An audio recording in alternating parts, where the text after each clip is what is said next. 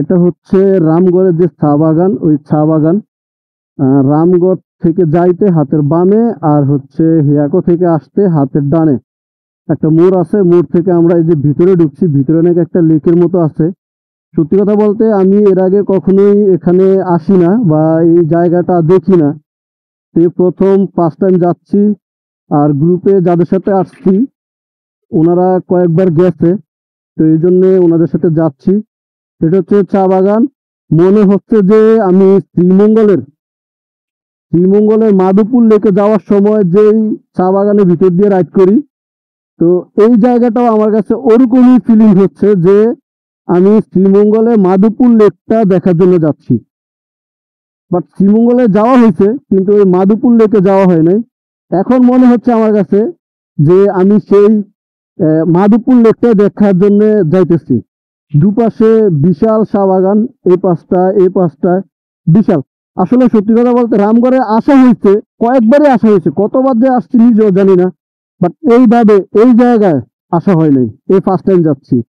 আসলে এটাই সত্যি। হ্যাঁ, আমি মানে ঘুরতে গেলে কখন যে কোন দিক চলে যাই আর কখন যে কোন দিক চলে যেতে হবে সেটা অকল্পনীয়। এই যে আরেকটা এক্সপিরিয়েন্স হবে এখন। এই সব আটকায় গেছে, এখন এই দিক দিয়ে যেতে হবে। কাঁচা রাস্তা,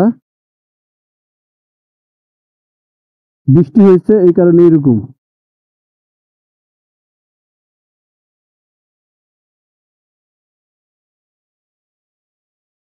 আহ, আহ, চলে আসছি। ট্রাক ঢুকছে তো, ট্রাক ঢুকার কারণে বৃষ্টি হয়েছে, আরো হচ্ছে কাদামাটি ঢুকছে ট্রাক, ঢুকার পরে এই যে অবস্থা। ও, দুপাশে বিশাল চা বাগান, বিশাল বিশাল চা বাগান, অস্থির জোস।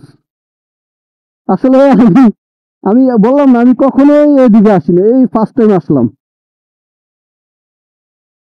যাক, শ্রীমঙ্গলের সেই মাধবপুর লেক এখন আমরা দেখব, আর হচ্ছে সেই শ্রীমঙ্গলের চা বাগান। ও, সেই রিসেন্টলি এগুলোকে পরিচর্যা করেছে সবগুলো। ও, বাইকে থেকে চা পাতাকে ধরা। ও, সেই এই যে চা পাতা, আরে সেই সেই ফিলিংস, এই যে চা পাতা। কি জ্ঞান! ওয়াও, সেই ও, সেই লাগতেছে, জোস।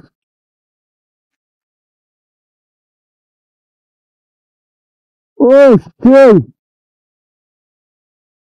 লেকে, এটাই হচ্ছে সেই লেক। একেবারে মানে এই পাশও চা বাগান, এই পাশেও চা বাগান, এই পাশেও চা বাগান, এই তিন পাশে হলো চা বাগান, আর এই পাশে হলো ফসলি মাঠ। আর তার নিচে হলো এই লেকটা। লেকের পানিগুলো একেবারে স্বচ্ছ নীল দেখা যাচ্ছে। কতটুকু নীল দেখা যাচ্ছে ক্যামেরা আমি জানি না, বাট আমার মানে আমি আমার চোখে দেখে আপনাদেরকে বর্ণনা করতেছি। পানিগুলো একেবারে নীল, স্বচ্ছ নীল পানি। মানে এত সুন্দর পানিগুলো লাগতেছে। লেকটাও মাসাল্লাহ মোটামুটি এরিয়াটা বড় আছে, একদম ওই অতটুকু বড়। আর সবচেয়ে বড় কথা হলো মাধবপুর লেকের পাশে যেমন একটু ময়লা টলা ছিল, আবছা জঙ্গলের মতো ছিল, বাট এই লেকটাতে মানে একেবারে পরিষ্কার, কোনো ময়লা নাই, কোনো আবছা নাই, কিচ্ছু নাই। এই যে একদম মানে বিশাল লেকটা, মোটামুটি আলহামদুলিল্লাহ অনেক বড়, অনেক বড়। এই লেকটা অনেক সুন্দর, আসলে আমার কাছে অনেক সুন্দর লাগছে। মানে কি বলবো, দেখেন একদম স্বচ্ছ পানিগুলো, স্বচ্ছ, একেবারে সুন্দর, অনেক সুন্দর।